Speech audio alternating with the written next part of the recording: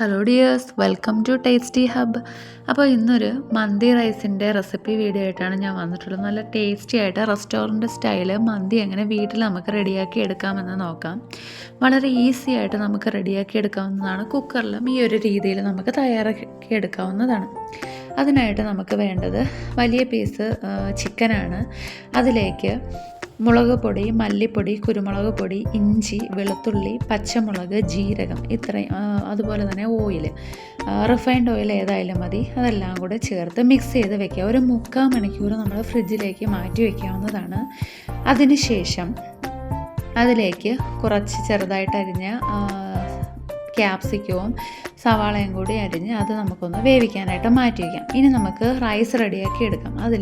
അതിലേക്ക് ഉണക്കമുളക്, ഏലക്ക, പട്ട, ഗ്രാമ്പു എല്ലാം റെഡിയാക്കി അതിലേക്ക് ബസുമതി സെല്ല റൈസാണ് ഇതിലേക്ക് ഇട്ട് കൊടുക്കുന്നത്. അത് അടച്ച് വെച്ച് നന്നായിട്ടൊന്ന് വേവിച്ചെടുക്കാം. ഇനി നമ്മൾ നേരത്തെ വേവിക്കാനായിട്ട് വെച്ച് ചിക്കൻ ഒന്ന് തിരിച്ചിട്ട് കൊടുക്കാം. അത് ഏകദേശം ഒന്ന് 3/4 വേവായിട്ടുണ്ടായിരിക്കും. നന്നായിട്ടൊന്ന് കുക്ക് ചെയ്തെടുത്ത ശേഷം നമുക്ക് തിരിച്ച് മറിച്ചു ഇട്ടൊന്ന് റെഡിയാക്കി എടുക്കാം. നന്നായിട്ട് വെന്ത് വന്നിട്ടുണ്ട്.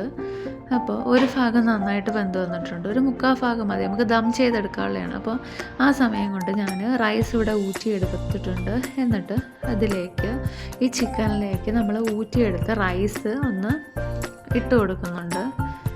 കുറേശ്ശെയായിട്ട് റൈസ് ഇതിലേക്ക് ഇട്ട് കൊടുത്ത ശേഷം ഒന്ന് ദം ചെയ്തെടുക്കാം.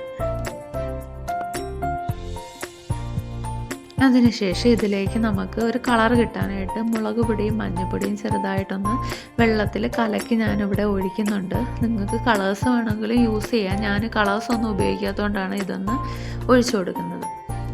ഇനി ഫൈനലായിട്ട് ഒരു 3-4 പച്ചമുളക് ഇതിലേക്ക് നമുക്കൊന്ന് ഇറക്കി വയ്ക്കാം. എന്നിട്ടൊന്ന് അടച്ചു വയ്ക്കാം. സ്മോക്കി ഫ്ലേവർ വേണമെന്നുണ്ടെങ്കിൽ ചാർക്കോൾ നിങ്ങൾക്ക് വെക്കാവുന്നതാണ്. ഞാനിപ്പോൾ അത് വെക്കുന്നില്ല, അതിൻ്റെ ഒരു ടേസ്റ്റ് ഇഷ്ടമല്ലാത്തതുകൊണ്ട് അത് വെക്കുന്നില്ല. അപ്പോൾ ഒരു 10-15 മിനിറ്റിന് ശേഷം നമ്മളിതൊന്ന് തുറന്ന് നോക്കുമ്പോൾ അടിപൊളി മന്തി റൈസ് റെഡി ആയിട്ട് വന്നിട്ടുണ്ട്. നല്ലൊരു ഫ്ലേവറാണ് വരുന്നത്. തീർച്ചയായിട്ടും എല്ലാവർക്കും ഇഷ്ടപ്പെടും. എല്ലാവരും വീട്ടിൽ തീർച്ചയായിട്ടും ഒന്ന് ഉണ്ടാക്കി നോക്കണം. അപ്പോൾ മറ്റൊരു വീഡിയോയുമായി വരുന്നത് വരെ എല്ലാവർക്കും താങ്ക് യു ഫോർ വാച്ചിങ്.